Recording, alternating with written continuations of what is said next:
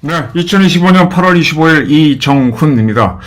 한미 정상회담에서 어떤 얘기가 나올까 다들 주목해서 지켜보고 있는데 지금 한미 정상회담을 앞둔 시점에서 트럼프 대통령이 굉장히 익숙하지 않은 영어 단어를 사용했습니다. P-U-R-G-E, purge. 저도 찾아봤어요. 하도 오랜만에 들어서. 네, 숙청이란 단어입니다. revolution은 알지만 purge란 단어는 영어로 잘 안 썼는데 한국에서 숙청 또는 혁명이 일어난 것처럼 보인다라고 하는 놀라운 얘기를 했습니다. 그리고 vicious raid, 급습이 일어났다는 표현도 했고요. 한국 교회에서. 이건 아마 사랑의 교회를 얘기하는 것 같습니다. 지금 이재명 정부가 참 미국하고 친한 척, 그리고 북한하고 친한 척, 그러면서도 보수 세력은 때려잡는 상당히 이상한 퍼즐 맞추기를 하고 있는데 그것이 될까, 과연 저게 될까 궁금했는데 정상회담을 앞두고 트럼프 미국 대통령이 깜짝 놀랄 공세를 했습니다. 물론 이 방송은 제가 밤늦게 찍고 있는 거라서 이재명 대통령하고 트럼프 대통령의 정상회담이 끝난 다음에 나올 겁니다. 근데 트럼프가 이런 말을 했다는 것이 상당히 놀랐습니다. 저는 오늘 하고 싶은 얘기는 이겁니다. 어차피 정상회담 후에 제가 지금 찍고 있는 유튜브가 나갈 거니까 대한민국과의 국제정치를 이야기하겠습니다. 대한민국은 국제정치에 굉장히 취약한 나라입니다. 지금 이재명 정부가 국제정치를 무시하는 작태를 많이 했어요. 지금 박병석 국회 부의장을 단장으로 한 사람들을 중국에 특사로 보냈죠. 그리고 9월 3일 날 중국 전승절에는 우원식 국회의장이 가겠답니다. 지금 중국은 대한민국 이재명 정부에 대해서 전략적 자주성을 가져라 라는 요구를 하고 있어요. 그러니까 대한민국이 쉽게 말하면 미국 일본도로 가지 말고 중국과 미국의 양다리를 걸치고 꽃놀이 패를 해라. 누구처럼? 인도처럼. 그리고 동남아시아 국가들처럼. 그런데 제가 이 국제정책을 공부하다 보니까 비동맹으로 가는 게 좋을 때가 있습니다. 근데 세상이 험악해지면 질수록 비동맹이 불리해집니다. 그래서 동맹이론이 나오는 겁니다. 동맹을 하는 나라들이 비교적 안정적으로 발전해요. 북한조차도 동맹이 그동안 없었지 않습니까? 물론 이제 중국과의 동맹은 형식적으로 유지해 왔다고 하지만 동맹이 없었는데 지금 러시아하고 긴급히 작년에 동맹을 맺으면서 러시아에 파병을 해서 자기네 국익을 극도로 끌어올리고 있습니다. 우리 그리고 일본 그다음에 서유럽의 주요 국가들은 미국과 동맹을 통해서 이제 세계의 최선진국으로 구가를 해오고 있었죠. 근데 이거를 양다리 걸치기로 가는 게 좋다라고 생각하는 세력이 누구냐? 그게 문재인 그리고 이재명 세력입니다. 저는 이재명 정권이 과연 공산주의자냐 아니냐 굉장히 의심해서 보고 있었는데 공산주의자까지는 아니다라는 생각은 합니다. 그런데 쉽게 말하면 중립주의자죠. 중립주의자의 대표가 뭡니까? 무정부주의자죠. 근데 결국은 중립주의자, 무정부주의자에서 공산주의 세력이 싹이 트게 됩니다. 이재명 정권에는 과거 공산주의 사상에 물들었던 자들이 너무 많이 들어가 있고 그들이 주요 포스트에 진출해 있다는 게 매우 위험한 겁니다. 그래서 중국에 그걸 꿰뚫어 보고 지금 한국의 영향력을 공작을 하면서 한국은 전략적 자주성을 가져라. 즉 중국에도 한 달이 걸치고 미국에도 한 달이 걸치고 하라. 이게 결국은 중국 입장에서는 중국과 우리를 한편으로 만드는 통일전선 전술입니다. 근데 이것이 우리가 살 길이라고 보고 이거는 문재인 정권 때부터 하던 거죠. 그래서 미국 과거 이제 유럽에서도 한참 냉전이 심할 때 스웨덴 같은 경우에서 OSC인가요? 유럽에서 중립국을 표현하는 나라들이 있었죠. 유럽에서 전통적으로 중립국은 스위스 하나입니다. 그 역사적으로 워낙 알프스 고지대에 있으니까 점령하기도 힘들고 점령에도 실익이 없고 또 전쟁 중에도 서로 만나는 중립지대가 필요하니까 스위스의 중립은 역사적으로 서로 인정해 왔습니다. 그리고 2차 대전이 끝나면서 독일에 붙었다가 독립을 시킨 오스트리아를 연합국이 어떻게 할 것이냐 서로 합의가 안 되니까 차라리 중립국으로 하자라고 해서 지금까지 정치적으로 중립국이 되는 나라가 오스트리아입니다. 그리고 스웨덴, 핀란드 이런 나라들은 자기네가 그냥 중립을 표방했어요. 내가 독립을 표방을 하고 뭐 해도 옆에 나라가 인정 안 하고 쳐들어오면 그만입니다. 내가 중립을 선언해도 옆에 나라가 너 중립인지 뭔지 몰라고 쳐들어오면 그만이에요. 그거는요, 2차 대전 때 벨기에 이런 나라들이 일종의 중립을 선언했었죠. 그런데 독일군이 어디로 쳐들어요? 벨기에의 아르덴느 숲으로 해갖고 쳐들어오면서 벨기에가 중립이니까 벨기에하고 프랑스 국경 사이에는 프랑스가 마지노선을 치지 않았거든. 글로 들어오면서 벨기에도 무너지고 프랑스도 무너지는 겁니다. 그 교훈 때문에 벨기에는 매우 작은 나라지만은 나토의 동맹에 가입해서 나토의 본부가 벨기에에 있지 않나요? 그러니까 스웨덴이나 핀란드의 중립이란 것도 자기네가 주장하는 건데 옆에서 인정 안 하면 깨지는 겁니다. 그것 때문에 지금 우크라이나를 러시아가 우크라이나 침공한 이후에 스웨덴하고 핀란드가 중립을 포기하고 나토에 가입합니다.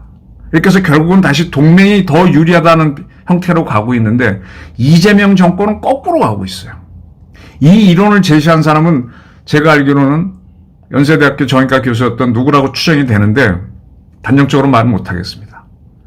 그렇게 해서 전략적 자주성으로 간다는 게 한국이 왜 미국의 점령군 행사를 하는 미국한테 따라가야 되느냐 그런 자존심 문제로 나오는데 이게 사실은 공산화로 가는 하나의 통일전선 전순에 말릴 수 있다는 게 저희 우려였습니다. 근데 여기에 대해서 과연 이재명 대통령이 트럼프를 만나왔고 트럼프는 지금 사회주의가 처음에 그럴듯하지만 결론적으로 국가 발전을 막는다는 연설을 하는 사람이고 과거 문재인 정권 때 우리 국회에서 한 연설을 보게 되면 한국을 굉장히 잘 알고 있습니다. 저런 사람이 이재명 정권에서 3,500억 달러를 투자해서 미국과 뭘 하겠다고 관세를 낮추고 미국 비위를 맞춰주고 그러니까 기분이 좋았는지 거꾸로 한국에 핵 자주권을 갖겠다고 제철이 내놔라 이렇게 치고 나가는 걸 보면서 야 이거 뭐 하는 척하는 거 아니야 이게 좀 이상한데 여기에 트럼프가 말릴까 싶었는데 seems like 하면서 purge or revolution 대한민국에서 숙청 내지는 혁명이 일어난 것처럼 보인다라고 하면서 종교기관들을 레이드 급습을 하고 vicious 악랄하게 이런 단어를 쓰면서 그러면서 나는 한국의 새 대통령을 만난다라고 하고 그리고 정상회담이 이루어졌습니다. 자, 트럼프 대통령이 이렇게 SNS에 쓴 글은 이재명 대통령의 정상회담과 관계없이 한국 정치에 어마어마한 영향을 끼칩니다. 또 중국 측이 한국은 전략적 자주성을 가져라라고 한 것도 대한민국에 있는 친공 내지는 주사파들을 굉장히 자극하는 요소가 됩니다. 그만큼 대한민국은 국제정치에 휘둘리는 나라예요. 국제정치를 무시하고 민족 자주성 뭐 해갖고 나가려고 하는데 그게 안 되는 겁니다. 그거는 벨기에가 안 됐고 아주 가까이는 지금 핀란드하고 스웨덴이 나토에 가입함으로써 그게 아니라는 게 증명된 거고 끝까지 러시아가 만든 CIS라는 조직 또 미국이 만든 나토라는 조직 내지는 EU에도 가입하지 못하는 우크라이나가 러시아의 침공을 당하는 걸 보게 되면 전략적 자주성을 주장하면 할수록 국가 생존이 불리해집니다. 근데 그런 전략적 자주성 중국이 얘기한 거지만 그거와 비슷하게 가는 정권이 이재명 정권이었습니다. 윤석열 정권은 캠프 데이비드 한미일 정상회담에서 한미일 공조를 분명하게 간 사람인데 이재명이 정권 해갖고 지금 이 모양이 됐거든요.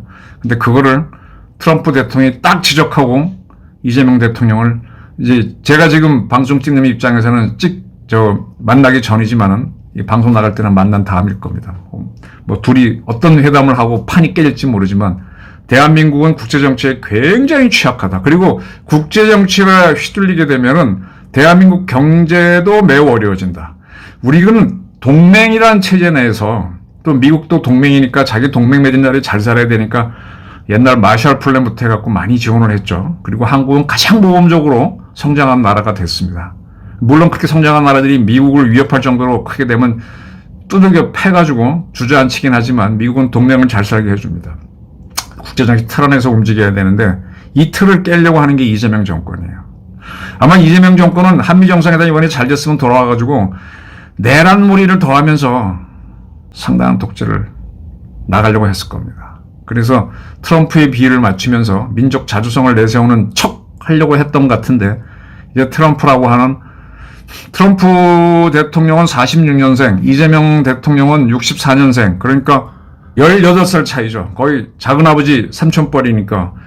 그리고 워낙 또 헤게몬을 질 줄 아는 사람이고 세계 정상들을 앞에 유럽 정상들을 앞에 놓고 이렇게 훈시하듯이 하는 사람이니까 쉽지는 않을 겁니다. 그런 사람을 이재명 대통령이 만나서 어떻게 해보려고 했는데 이제 어그러지는 소리가 나는 것 같습니다. 국제정치하고 정청래 때문에 이재명 정권은 위태로울 것이다.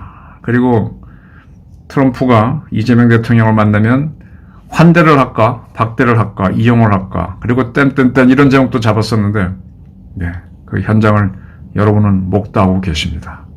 여러분들은 대한민국을 위해서 어떤 정권을 택해야 되는지 고민하시기 바랍니다. 노란봉투법, 중대재해처벌법, 더 센 상법 이런 법들을 만들어서 대한민국의 견인차인 기업들을 죽이고 인민을 위하는 척하는 정권의 그 민낯을 보셔야 됩니다.